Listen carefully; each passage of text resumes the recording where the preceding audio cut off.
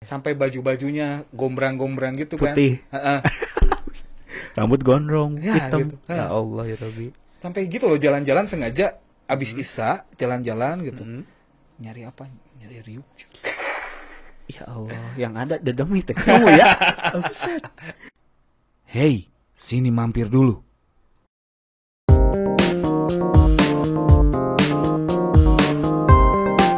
Selamat datang kembali di The Satyas Podcast. Masih bareng gua, Agung Satya. Dan kali ini gua kedatangan seorang tamu nih, seorang band Visual K asal Sukabumi.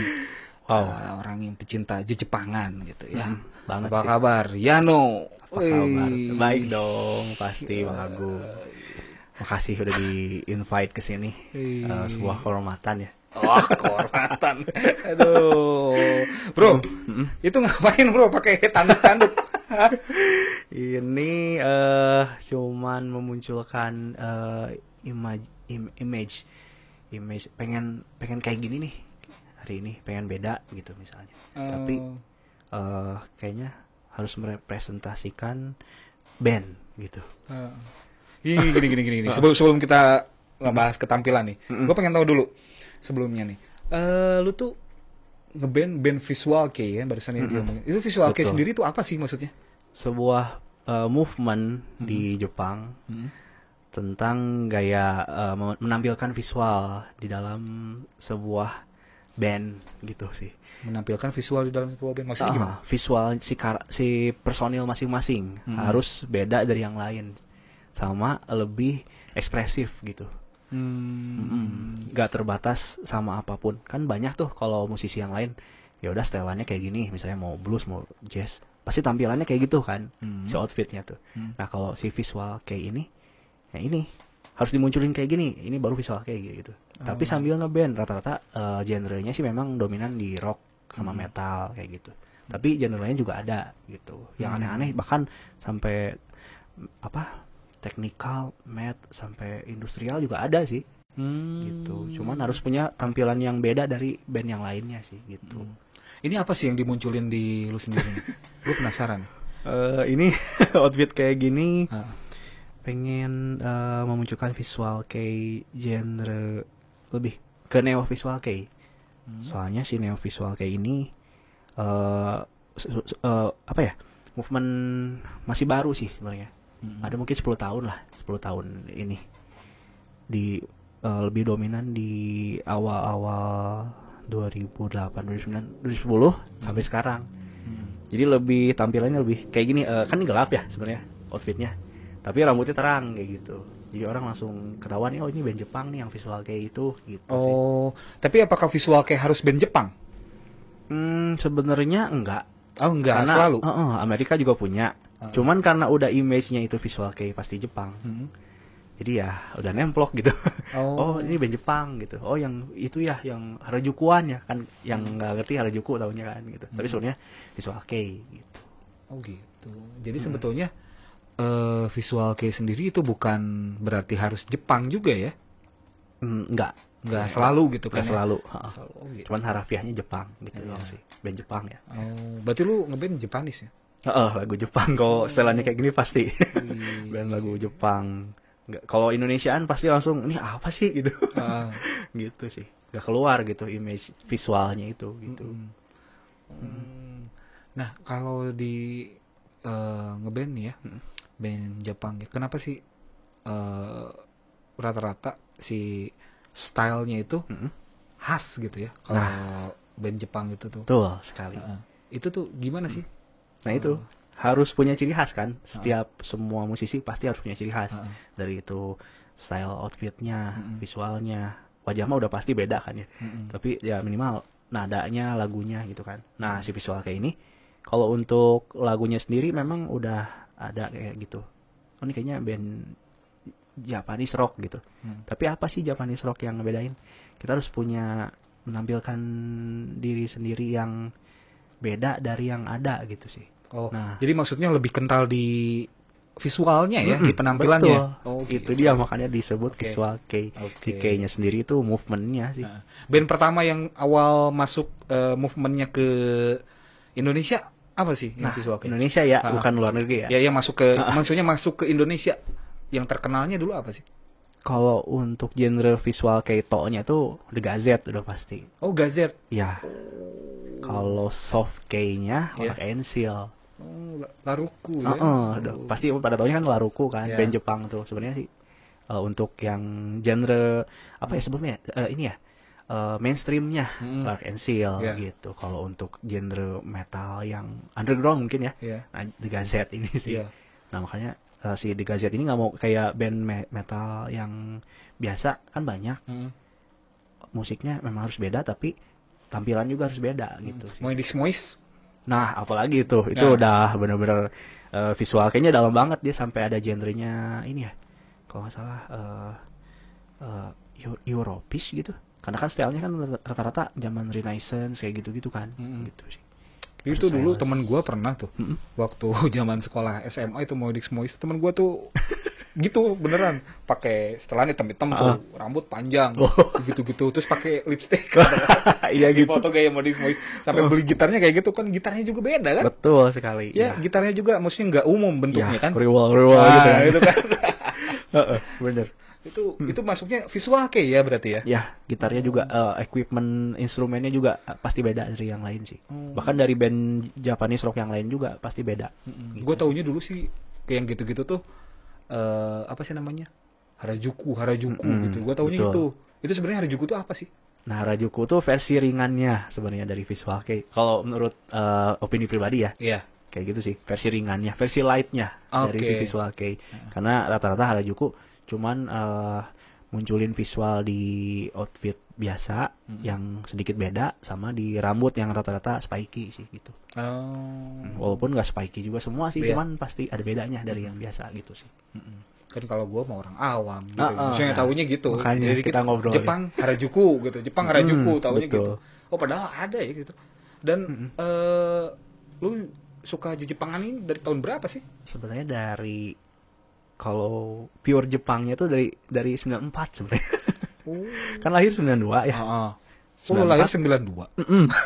Bener. Gak bohong. Tua juga ya. Suwe. Bener tua, oke.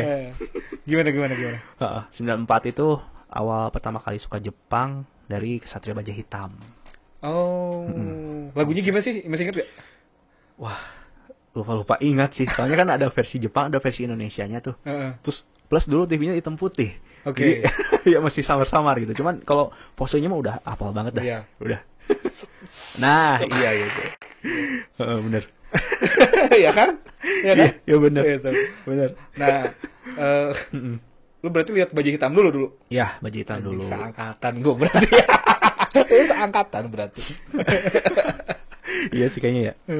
Beda dikit lah ya. Terus gimana? Udah suka baju hitam terus gimana? Nah, setelah acara Baja Hitam selesai itu pasti rata-rata ada anime.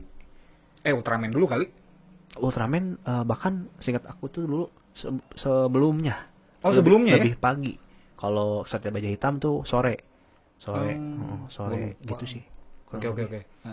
Nah, setelah itu kan ada anime. Nah, animenya animasi Jepang. Kadang disebut anim aja kalau orang yang hardcore yang elitis sebenarnya. Itu nggak boleh anim, nggak boleh animasi, nggak boleh apa, harus anime gitu. Oh gitu. Harus anime. Anime. Sesuai pelafalan penyebutan orang Jepang nyebut anim itu anime. Anime. Kan A I U E O ya, konsonan vokalnya gitu. Gitu sih. Nah, di anime anime apa yang ditonton? Senseiya. Oh iya, jangan dulu Senseiya. Ya, bener. Pegasus Fantasi tuh openingnya tuh. Wah, sampai sekarang sih hits sebenarnya. Masuk apa ya? Top kompilasi udah pasti sih. Opening anime yang semua orang rata-rata udah tahu sih. Dunia lagi. Gitu. Tahu Sumedang itu. Oh. Itu Itu kan ya? Itu yang plesetannya ya. Dari Sumedang itu mah asli. Plesetin. Banyak kan viewersnya. Karena orang udah hafal juga itu. Oh, ini lagunya Senseiya yang Pegasus Fantasi gitu. Oh, itu judulnya Pegasus Fantasi ya? Opening ya benar. Lawas banget. Lawas lumayan. Lu tahu nggak Cesar? Oh, tahu. Orang sekarang juga tahu. Ada YouTube langsung tahu. Sekali langsung tuh Itu rekomendasi. berarti Sensei iya tuh berarti masuk waktu dulu ditonton tuh lu tahun berapa di 95-an. 95-an ya? Heeh. 94 95 berarti. Gila ya. Sampai sekarang filmnya masih ada lagi di Netflix ada kan? Ada. Itu yang udah generasi sebelum. Sampai seudahnya. Bukan sebelumnya. Sebelumnya ada juga. Cuman sampai generasi penerusnya ada gitu. Itu yang nyebabin lu jatuh cinta sama Jepangan awal. Ya, awal banget yang nggak ngerti apa-apa, tapi ketika nonton yang beda dari TV yang biasa tuh langsung nyerap banget ke otaknya gitu. Dari situlah kepo kan. Pasti kan. Jadi setiap lewat mana, jalan mana ada yang berbau animasi Jepang atau karakter hero Jepang gitu, pasti wah kepo dah langsung nggak, mungkin kalau dulu nggak search ya, cuman pasti langsung diingat gitu. Gitu sih sampai sekarang. Jadi yang bikin lu jatuh cinta sama Jepangan tuh awalnya gimana sih? Nonton TV. Nonton TV. Di TV itu ada Kesatria Baja Hitam. Terus ada Senseiya. Terus Kotaro Minami. Ya, Kesatria Baja Hitam tuh berubah tuh. lu bisa berubah gak? Aduh lupa sih maksudnya gimana, tapi ya kurang lebih begitulah. Sampai tangannya bunyi gitu. Ya, muncul tuh cahayanya dari pinggang tuh. Iya. Batu matahari gitu. Lupa itu dah kekuatannya. Wih, gila. Berarti tua juga ya? Lumayan. Lumayan. Terus udah gitu nonton apa aja dulu berarti? Kesatria Baja Hitam, Senseiya, Balita tuh. Terus kesini-sininya berlanjut kan muncul tuh kayak sama robot juga kayak Winspector, Jiban tuh. Jiban, Jiban anjir. Itu yang waktu bikinin tren yang topeng pakai kertas. Iya benar. Jiban. Gitu itu Jiban. Jiban, Gaban kayak gitu. Sebenarnya sih Gaban dulu yang masuk, tapi dipopulerin sama Om Indro kan ya. Tapi yang apal generasi yang lebih tua dari kita gitu. Nah, yang generasi kita apalnya Kesatria Baja Hitam. Iya. Gitu. Terus berlanjut kan sampai masuk sekolah. Nah, masuk sekolah tuh mulai juga masih tetap bertahan budaya pop culture-nya Jepang itu di anime kan sama. Ada Tamiya kan? Ya, Tamiya. Let's and go. Ya, betul. Bersatu. Apa tuh? Masih apa? Gua dulu fans berat. Dulu ikutan kompetisi Tamiya, Bro. Saya bermagnum ya. Apalagi tuh? Banyak tuh. Sonic. Sonic juga ya. Strider apa gitu. Banyak dah mobilnya. Banyak banget. Gila ya. Kenangan minggu pagi tuh. Itu gila sih waktu zaman-zaman Tamiya tuh. Bener sih. Di hampir di mana-mana ada ininya ya. Tracknya. Hype-nya di mana-mana. Ke mall sini ada tracknya. Gitu. Betul. Waktu gua masih kecil, zaman SD lah dulu. SD itu banyak kompetisinya kan? Banyak ada banget. kompetisinya tuh. Terus waktu gua SMA ada lagi, muncul lagi. Mulai tuh naik lagi. lagi. Tapi sempat turun lagi. Terus di 2014 sempat naik lagi tuh. Harga Tamiya mahal karena kan yang KW udah pada nggak ada tuh. Tinggal yang ori. Nah, harganya lumayan gitu. Tapi ya naik turun sih namanya ini kan ya, culture gitu kan, pop culture.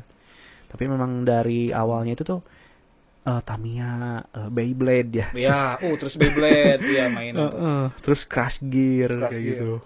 Tuh, wah, zaman apa ya? Mungkin bisa bilang zaman keemasannya generasi 90-an sih. Iya itu. Karena semua disajikan tuh sesuai dengan porsi usianya gitu. Lu main Beyblade gak? Main. Di Katel. Betul sih. Di Katel emak dicariin aja. Kenangan banget dah, indah. Gila, ya. Dicuri itu. Sejauh itu tuh. Besar ngalamin ya main Beyblade? Ngalamin tuh Beyblade. Iya ya. Crash Gear. Terus dulu mainan apa lagi sih yang itu? Ini yang pakai kelereng, Bidamen. Bidamen apa sih? Yang ditembak tuh. Robot, perutnya di tengah bunder. Itu namanya apa, Bidamen? Gua ngikutin itu sih. Ya memang nggak terlalu hype sih kalau Bidamen, karena kan main kelereng, cuman ada tembakannya doang. Nah cuman kalau untuk animenya tetap berlanjut sih. Tamagotchi? Nah itu masuk gak? Masuk, tapi sebenarnya dia apa ya sebutnya, versi KW ya sebenarnya dari yang Digimon sama ya, Pokemon. Yang Digimon ya sebenarnya yang ininya yang dari Jepangnya mungkin. Ya si bentuk Digivice-nya Iya. itu. Itu gila. Kan miara Dulu Digimon di situ. Mahal banget dulu itu. Gila, zaman kita aja dulu sekitar sampai yang orinya tuh 100 ribuan. Iya, itu zaman ongkos angkot Cuman 200 perak ya? 200 sampai 500 perak. Gila tuh 100.000 tuh. Iya. Itu hampir sejutaan kalau sekarang kayaknya. Iya, betul sekali. Makanya kan banyak yang ininya ya, KW-KW-annya ya. Yang cuman 10 sampai 20 ribu Iya. gitu. Yang aslinya sebenarnya itu ya di Digivice itu ya. Iya, Digimonnya tuh. Wah, Ya, indah banget sih kalau flashback gitu. Nggak mikirin apa-apa kan, main aja. Iya. Kalau mau minta. Ini berarti keseruannya itu ya dulu. Jadi orang kan kalau dulu kan gadget masih susah. Belum ada gadget ya? Iya, belum ada.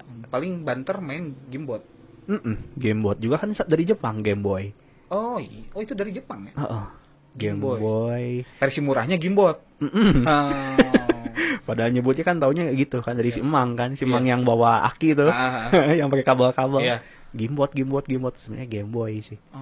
Game Boy masih terus sampai sekarang sih. Game Boy Advance, Game Boy SP. Banyak sebenarnya. Yang ori. Iya. Yang dulu kan yang versi murah lah yang bisa semua orang main kan. Banyak banget sih. Lu jadi berarti dari awal jatuh cinta itu sama ya Japanese pop culture itu ya. Jatuh cinta terus baru mulai cosplay. Ya, setelah apa ngeband dulu? Enggak, cosplay dulu pasti. Oh, cosplay dulu baru ngeband. Oke. Itu cosplay pertama lu apa? Jadi sensei ya itu. Oh. Sesuai. Iya. Iya, bener. Sesuai idola masa kecil dulu. Gila. Jadi bener. Siapa? Jadi Iki Phoenix. Iya, bener. Gak ada duanya itu. Di saat yang lain udah sekarat mau mati, dia muncul. Ngalahin semua. Jadi kan anak-anak pasti, wah udah nih. Kayak dulu berebut. Oh, gua Ranger Merah. Enggak, gua yang Ranger Merah. Kayak gitu lah. Kurang lebih si Iki Phoenix tuh. Makanya kenapa nggak jadi yang karakter utamanya sih? Siapa sih namanya? Si Seiya. Kenapa nggak jadi itunya?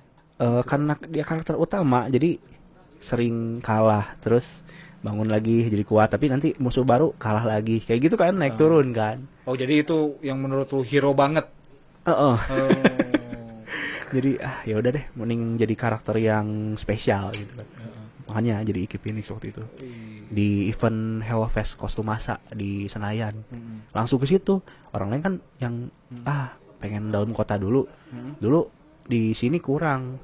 Jadi ya udah deh, langsung ke sana aja. Yang jelas-jelas banyak banget pesertanya, hampir ribuan sih. Hampir ribuan. Terdaftar lagi. Gitu sih. Itu cosplay gitu kan butuh modal ya? Iya, betul sekali. Gak mungkin gak pakai modal. Itu kan bikin kostumnya itu nggak gampang ya? Nggak gampang, butuh itu waktu. Bikin atau bisa beli? Bisa beli, bisa bikin. Okay. Cuman kalau bikin udah pasti kepuasan jadi cosplaynya itu bakalan jauh meningkat gitu sih. Iya sih. Walaupun dibikinin sama teman sebelah ya, tapi kan kita tahu prosesnya kan, tahu si makernya, tahu bahannya segala rupa. Nggak kayak beli, taunya oh ini bagus nih bahannya, kelihatan doang kan, dipakai. Oh orang, udah ngeliat bagus, tapi ya udah gitu sih. Pasti bakal ganti lagi, beli lagi gitu. Itu satu kostum yang waktu lu bikin dulu, seharga berapa sih? Kalau dihitung secara kasar gitu ya, mungkin ada sekitar 1,5 juta kalau nggak salah. 1,5 juta. Wow. Iya, karena kan dari ujung kepala sampai ujung kaki kan. Iya. Itu bikin. Kalau beli berapaan tuh? Kalau beli bahannya yang benar-benar yang proper gitu, pasti di atas 3 jutaan sih. Wow, hampir 2 kali lipat lebih. 2 kali lipat lebih ya berarti? Dan versi murahnya juga ada yang mungkin sekitar 500-600 ribu. Tapi ya bakal jauh lah. Bahannya ya? Jauh banget dari kualitas, apalagi ke visual gitu kan. Kelihatan nih, iya ya udah gitu. Gitulah kurang lebih, Bang. Iya ya berarti. Gak murah juga. Bener. Iya, makanya syukur-syukur nih yang cosplayer zaman sekarang nih.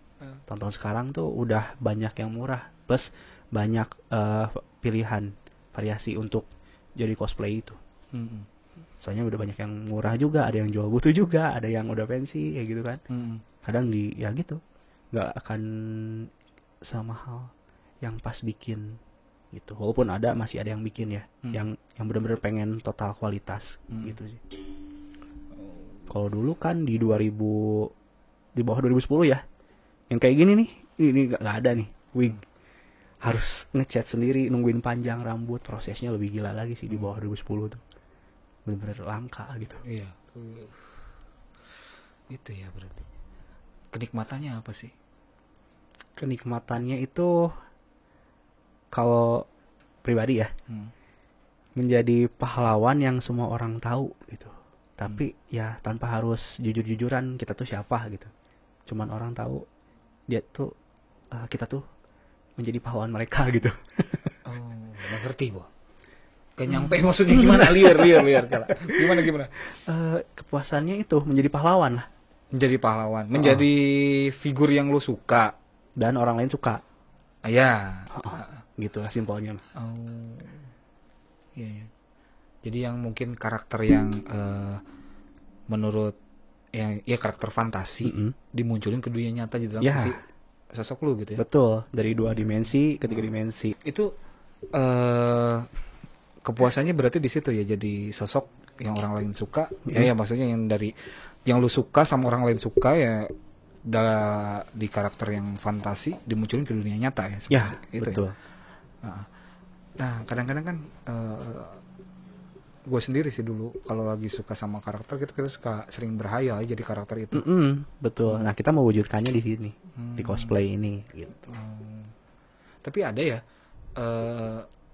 yang orang yang suka Jepangan yang edik banget. Ada. Itu ada. Ada katanya ada takaran-takarannya itu. Iya, lebih ke genre-nya sih mungkin. Oh, genre. Genre gimana nih maksudnya? Kelasnya. So, kelas kayak Kingdom Animalia gitu. Ya, kayak gitu sih. Jadi kategori ya. Kategori. Kayak gitu. Kategori apa? Kesukaan. Dalam apa? Sedalam apa ya? Sukanya. Ya.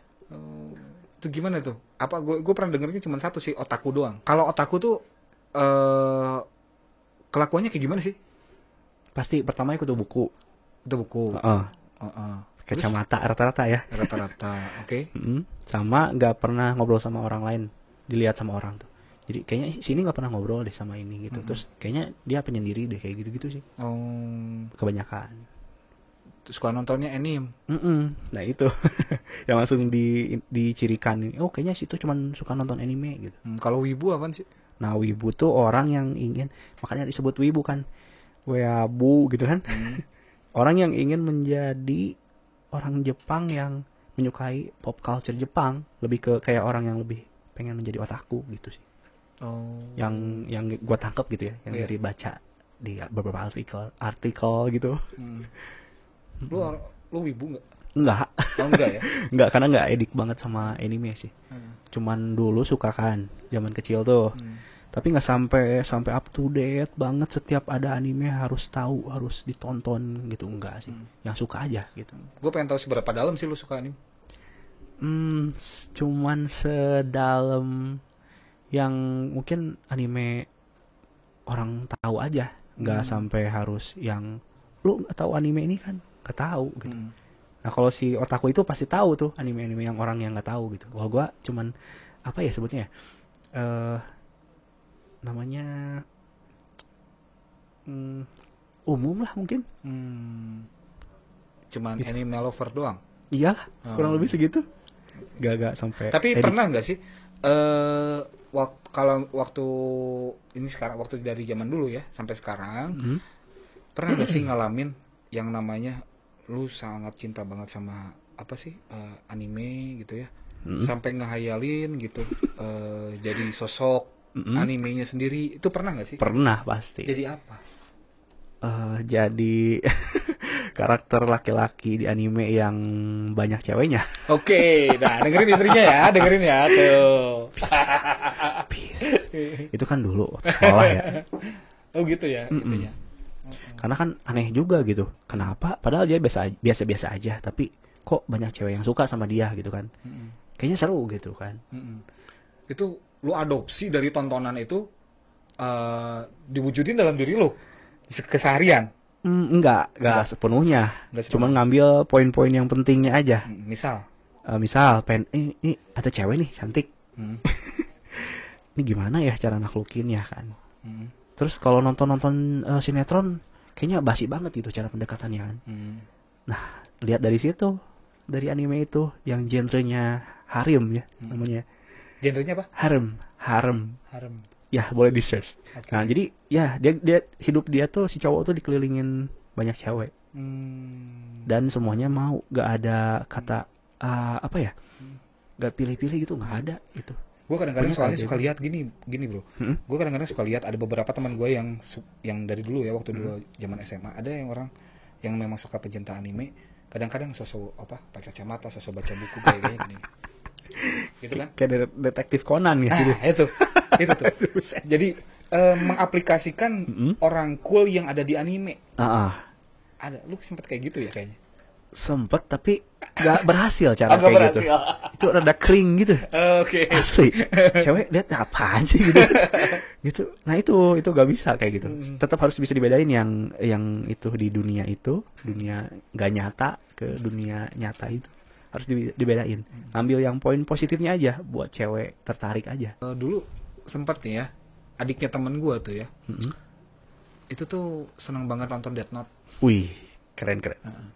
Gak biasa soalnya animenya rada berat itu. Ya, itu adiknya temen gue tuh waktu usia SMP-an lah. SMP-an sering nonton Death Note. Mungkin gak tau kenapa, karena saking cintanya sama film itu, Anime itu dia tuh malam-malam keluar sendiri. lah, nyari apa? Nyari siapa tuh namanya? Nyari malaikat kematian itu. Itu siapa namanya? Si Ryuk. Set. Ya Allah ya Allah. Dan kelakuannya tuh jadi sosok misteri gitu orangnya. Penuh misteri. So Tidak bisa misterius ditebak gitu. gitu. Nah gitu, jadi serem-serem. Agak-agak kalau ngobrol tuh jadi kayak apa sih tokoh utamanya di film Death Note itu? Ada si L, ada si Like. Si L yang gitu. Jadi si L. Sosok gitu, si gestur tubuhnya segala macam. Itu Kalau duduk naik kakinya gitu. nah Ya, gitu. buset. Sampai baju-bajunya gombrang-gombrang gitu Putih. kan. Rambut gondrong, Ya, hitam. gitu. Ya Allah ya Rabbi. Sampai gitu loh, jalan-jalan sengaja abis Isya jalan-jalan gitu. Nyari apa? Nyari Ryuk. Ya Allah, yang ada dedemi kamu ya. Buset. Ya Allah. Itu kalau di tingkatan pecinta Jepang itu udah masuk kategori apa sih? Yang Menurut gue lu? tahu, yang bisa gue deskripsiin itu nih orang nih Chunin Bio gitu. Oh, udah masuk Chunin Bio ya? Iya, karena udah nggak bisa bedain kenyataan sama yang anime ini, yang hayalan. Gitu. Iya, dia praktekin di dunia nyata ya, berharap sama gitu. Tapi pernah di dunia nyata gitu, lu sehari-harinya jadi kayak salah satu karakter gitu, pernah? Pernah sih sebenarnya. Jadi maksudnya kesuges gitu, Kesuges. pernah ya? Pernah. Oh, Cuman ya banyaknya nggak berhasil. nggak berhasil. Karena kan benar-benar beda hayalan dan kenyataan gitu. Gitu. Nggak, maksudnya gini, kesugesnya kelakuan sehari-hari gitu. Misalkan gini, taruh lu lagi suka nonton karakter di anime, misalkan yang karakternya si orangnya teh cool gitu, cool, terus misalkan ganteng menurut lu, misalkan kelakuannya gitu ya, keren lah. Ya. Tapi lu jadi orang itu gitu, secara nggak sadar, pernah kesuges sama orang itu karena iya. saking Iya, pernah iya. kan? Pernah Kan? Pernah. Oke, itu berarti lu pernah kesugestian sih sama karakter itu ya? Iya, pernah. Iya sih, pasti sih, karena saking cintanya ya. Kan Karakter dulu. apa sih? Dulu tuh Apa? aduh, nama pasnya lupa, cuman ingatnya dia tuh leader band. Animenya tuh Nana namanya. Dia bikin banyak cewek patah hati. Oh gitu ya. Oh, pokoknya dia cool banget, rambutnya pendek, terus yang ngerokok sih, tapi kan nggak pernah ngerokok kan, jadi cuman ya kalau makan permen atau apa gitu, kayak gitu gitulah. Gitu, cewek itu apa sih gitu. Tapi ya menurut kita keren kan, jadi kesugesti aja gitu, duduknya gitu, kayak gitu kan. Aduh, sampai lupa. Soalnya dulu punya kenangan yang kurang bagus di situ, jadi lupa deh namanya. Untuk teman-teman yang mau mulai cosplay nih, ada tips gak? Ya yakin aja dulu, yang penting buat kebaikan diri kalian sendiri gitu. Oke. Minimal eksperimen itu dulu aja satu gitu, di cosplaynya. Iya. Mulai aja dulu ya. Mulai aja dulu. Bener. Oke. Thank you Nino udah Iya. datang, udah mampir. Terima kasih Sini. kembali. Gila, dandanya sampai lama banget tau nggak ini? Iya. Total. Ya, sedikit intermezzo juga. Jadi kalau visual kei ini nggak terbatas harus jadi karakternya sama persis gitu. Enggak. Visual kei sesuka-suka kita aja pengen kayak gini gitu. Jadi ya ekspresikan diri yang sebebas mungkin kita bisa gali gitu. Oke. Gitu sih. Makasih banyak udah bisa sharing sama Agung nih. Udah banyak banget soalnya yang kesini, aduh malu guys. Oke No, thank you ya nih udah mampir nih. Iya sama-sama bang. Ya. Asli. Let's close this bro. Hey, sini mampir dulu.